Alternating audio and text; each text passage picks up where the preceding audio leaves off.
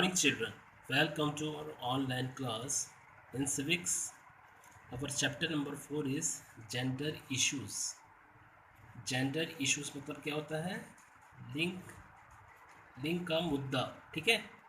जैसे कि स्त्रीलिंग, पुल्लिंग, फीमेल, मेल। इश्यूज मीन्स मुद्दा, उसको उसके बारे में डिस्कशन चलेगा, ठीक है? Gender issues. Now let's read the chapter. Niti and Ankur are watching their favorite show on television. नीति और अंकुर जो हैं वो अपना फेवरेट शो है जो है वो टेलीविज़न यानी टीवी पर देख रहे थे. आर वॉचिंग मतलब देख रहे हैं, ठीक है? व्हेन देयर ग्रैंड मदर वॉक्स इन, जब उनकी दादी कमरे के अंदर आती है, वॉक्स इन and starts complaining about their mother spoiling Niti and starts complaining about their mother spoiling Niti. और वो शिकायत करती हैं कि उसकी जो माँ है वो अपनी नीति को यानी अपनी बेटी को बिगाड़ रही है. स्पॉइलिंग मीन्स बिगाड़ना, ठीक है? नीति गेट्स इरिटेटेड एंड रिप्लाइज, नीति जो है वो थोड़ा चिड़चिड़ी हो जाती है या थोड़ा गुस्सा हो जाती है. एंड रिप्लाइज, और जवाब देती है कि even Ankur doesn't do any work, Ankur भी तो कोई काम नहीं करता. Even Ankur doesn't do any work, you don't complain about that, आप इस बारे में शिकायत ना करें. Grandmother replies, grandmother जो है वो रिप्लाई करती है मतलब जवाब देती हैं, you are a girl and he is a boy, तुम लड़की हो और वह लड़का है. She mean to say that there is a difference between a boy and a girl child, है ना? तो वो बता रही है कि you are a girl and he is a boy, there is a lot of difference between the two of you. Lot of difference मतलब बहुत अंतर है ना? Lot of difference between the two of you, आप दोनों के बीच में बहुत अंतर है. Go and help your mother, जाओ और अपनी माँ की मदद करो. हेल्प योर मदर किसको बोल रही है? कौन बोल रही है किसको? ग्रैंड मदर नीति को. Ankur mocks her and snatches the TV remote control from her. Mocks मतलब क्या होता है? What is the meaning of mock? Mock मतलब होता है मजाक उड़ाना, ठीक है? अंकुर मॉक्स हर, नीति का मजाक उड़ाता है. एंड स्नैचेस, स्नैचेस मतलब स्नैच मतलब क्या होता है? छीनना, ठीक है? Snatches the TV remote control from her. This infuriates Niti even more and she snaps back at Ankur. इससे क्या आता है? नीति को क्रोध आता है. इन्फ्यूरिएट्स, इवन मोर बहुत ज़्यादा. She snaps back at Ankur, I don't want to miss my favourite show. Snaps back मतलब अड़ी रहती है कि मुझे अपना फेवरेट शो देखना है. मीन वाइल, उसी समय their mother overhears the discussion. Overhears मतलब क्या था? ओवर हियरिंग मतलब चुपके से सुनना किसी की बातों को, ठीक है? Overhears the discussion and asks Niti to apologise for being rude. और नीति को ही बोलती है कि अपोलोजाइज मतलब अपनी गलती कबूल करो. और फॉर बीइंग रूड, रूड मतलब क्या होता है? क्रूर व्यवहार. Niti walks out of the room, Niti जो है अपने कमरे से बाहर चली जाती है. Fuming in anger, fuming in anger मतलब कहता है क्रोध की ज्वाला बढ़ना, ठीक है? Fuming in anger. Later in the evening Niti's mother walks into her room, Niti की जो माँ है वो उसके कमरे में जाती है. एंड ट्राइज टू पैसिफाई हर, और उसको सांत्वना देने की प्रयास करती है कि कैसे भी तरह से उसको समझाया जाए. She says, foremost you should not misbehave with elders. Foremost मतलब क्या होता है? सबसे पहली बात तो यह है कि तुम्हें अपने बड़ों से मिसबिहेव नहीं करना चाहिए. मिसबिहेव यानी उनके साथ अच्छा बिहेव करना चाहिए, ठीक है? You should behave well with elders. And what she said was her way of thinking, Niti asked. And what she said was her way of thinking, Niti asked. Niti ask why doesn't she ask Ankur to help you with household chores.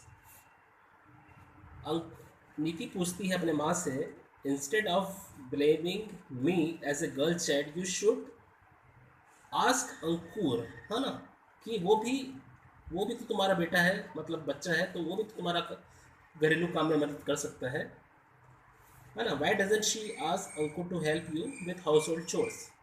Niti's mother laughs and replies. Niti की जो माँ है वो हंसती है और reply करती है, जवाब देती है, traditionally girls were expected to learn household work. Girls जो हैं ट्रेडिशनली मतलब परंपरा चली आ रही है कि गर्ल्स जो हैं उनसे हम ये उम्मीद रखते हैं कि वो घरेलू काम करेंगी, expected to learn household work and care of the family as well as eventually they would get married. Take care of the family मतलब परिवार की देखभाल करना और इवेंचुअली जब समय आता है तो उनकी शादी कर देना।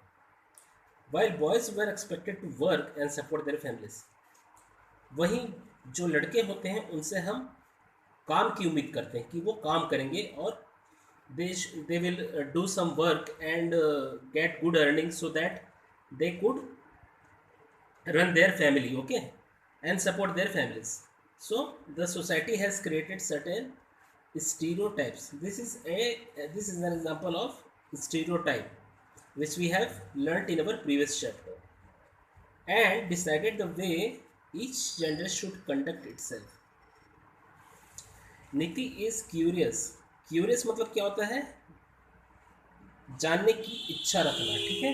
नीति is curious, she asks what is gender, मतलब जेंडर क्या होता है, व्हाट इज लिंग, ठीक है।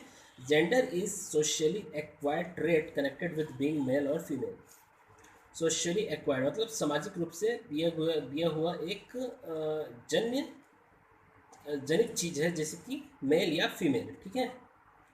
In fact conventionally women were compared to personal possessions of men and had no individuality, okay.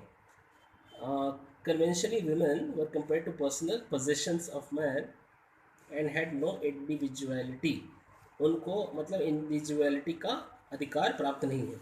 However times have changed and you will come across numerous women working in fields. However जो भी हो, समय में बदलाव आ चुका है and you will come across, तुम ऐसे चीज़ों से गुजरोगी आज के ज़माने में जहाँ पर जो विमेन है, औरतें जो हैं वर्किंग इन फील्ड्स मतलब खेतों में काम कर रही हैं, that were in the past seen, जैसे कि हमने पास्ट में देखा, as men's sphere of influence, men's in sphere of influence, ठीक है। But your grandmother cannot change her view at this age. लेकिन तुम्हारी जो ग्रैंड मदर है शी इज़ ओल्ड, मतलब पुराने ख्यालों की ज़माने की एक व्यक्ति मतलब पर्सन है ना, उनके ख्याल अभी पुराने हैं। Now she is not modern, she mean to say that your grandmother is not modern, okay, but your grandmother cannot change her view at this age. वो अपनी विचार या राय इस एज में नहीं बदल सकती। सेज नीति's मदर, ऐसे किसी ने कहा, नीति की माँ ने। Niti is stunned to hear about such discrimination in an age when women have gone into space. Niti is stunned मतलब क्या होता है, एकदम मतलब अचंभित हो गई, उसको विश्वास नहीं हो रहा था कि how it could be possible in 21st century where women have gone into space, मतलब this discrimination is happening। ऐसा डिस्क्रिमिनेशन क्यों हो रहा है, मतलब उसको कहने का मतलब यही है, ठीक है। To hear about such discrimination मतलब भेदभाव इस एज में जब वुमेन जो है स्पेस मतलब चांद पर चली गई हैं, तारों पर चली गई हैं, स्पेस मतलब यूनिवर्स है ना, that is. So take the games and activities young boys और गर्ल्स और बोथ प्ले, ठीक है। Take the games and activities young boys और गर्ल्स और बोथ प्ले। अब ये जो खेल का चार्ट दिया गया है मतलब लिस्ट दिया गया है, जैसे कि क्या क्या खेल होता है, what types of games are there? Football, badminton, building blocks, jewellery making, biking, carrom. ठीक है, तो फुटबॉल जो है वो ऑफन प्लेड बाय बॉयज। ठीक है, हमने ज़्यादातर क्या देखा है कि ये जो फुटबॉल है वो बॉयज ही खेलते हैं, है ना, but I have no idea about that. Badminton जो है वो गर्ल्स और बॉयज़ बोथ खेलते हैं, तो यहाँ पर आएगा बोथ पर टिक करेंगे। बिल्डिंग ब्लॉक्स, बिल्डिंग ब्लॉक्स मतलब क्या होता है, जैसे कि कुछ बिल्ड करना, ठीक है, कुछ बनाना, निर्माण करना, तो इसके लिए बॉयज़ आएगा। Jewellery making, boys girls both, है ना। बाइकिंग तो बॉयज़ आएगा। कैरम तो boys girls both. It is depend upon that gender weather ही और शी प्लेज दैट गेम और नॉट। ओके, ये उनके ऊपर निर्भर करता है कि वो क्या गेम खेल सकते हैं। Anything is possible in this time of age. ठीक है, आज के ज़माने में सब कुछ पॉसिबल है। Thus, from the above story, it is evident that there is difference between sex and gender. Above story से हमें एक सबूत मिलता है कि there is a difference between sex and gender. Sex मतलब क्या होता है? What is the meaning of sex? Sex मतलब होता है, sex is the natural state of being a girl or a boy. Natural state मतलब ये मतलब प्राकृतिक रूप से बनाया हुआ भगवान का, मतलब मान लीजिए आप जिसे भी मानते हो, या ये नेचुरल मतलब प्राकृतिक रूप है कि गर्ल हुआ या बॉय हुआ। ठीक है, तो ये हुआ sex. While gender is a socio cultural trait. Gender मतलब क्या है? सोशियो कल्चर, एक मतलब एक ट्रेट है, चलन है। Gender establishes the socially acceptable roles and behaviour of girls and boys. Gender ही मतलब डिसाइड करता है कि what roles and behavior is there should be in social life, ठीक है, of both boys and girls. In fact, gender relations tend to originate from power relations. Gender relations tend to originate from power relations in the family and society.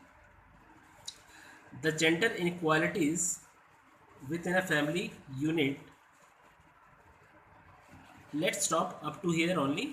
In next chapter we will continue from the gender inequalities. Okay, we will resume from this line. That's all for today.